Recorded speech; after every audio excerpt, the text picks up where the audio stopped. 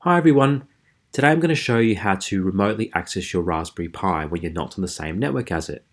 Now most of you know there's a few different ways to connect to your Raspberry Pi. You can either do it with a physical mouse and keyboard connected to the actual device, or if you're on your local network you can use an SSH tool like PuTTY to get a remote terminal session. And that's what I've got here. So I've got a Raspberry Pi sitting on the desk next to me, and I've got a terminal session open over SSH. But what if I'm not at home or not at work or wherever my Raspberry Pi is installed? It could be at a remote customer site I can't access, and I want to connect to it and monitor it and maintain it. Well, there's a few ways to do that. There's some complicated tricks with port forwarding and static IPs that you can do, but they're a little bit hard to set up. And today I'm going to show you a really easy way to do it using a free tool called PyTunnel. So what you want to do is head over to pytunnel.com and create a free account. And I've already done that. And as soon as you create an account, what you'll get is a wizard that will guide you through the simple installation procedure. So you just press next on this wizard, and PyTunnel will show you two different install commands. The reason there are two is that not all Raspberry Pis are running the same operating system.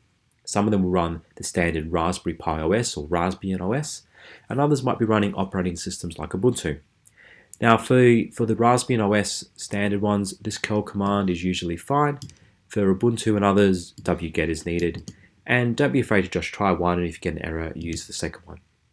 Now my Raspberry Pi that I'm going to try this on is running Raspberry Pi OS, so I'm just going to copy this curl command and paste it into my terminal.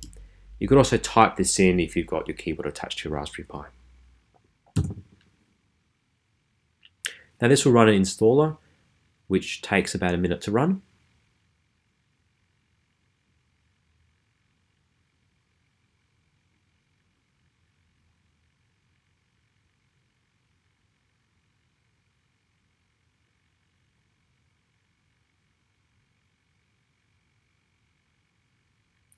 And once the install is complete, if you go back to pytunnel.com, you'll see you get this connection success tick, so we know it's all done.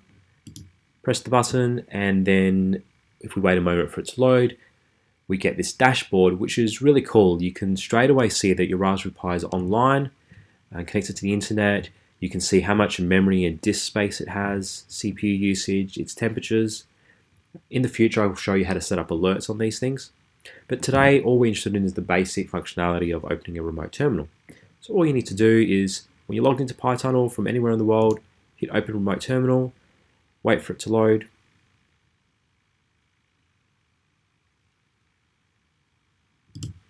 Log in with the same details you would if you were directly opening a connection in your Raspberry Pi.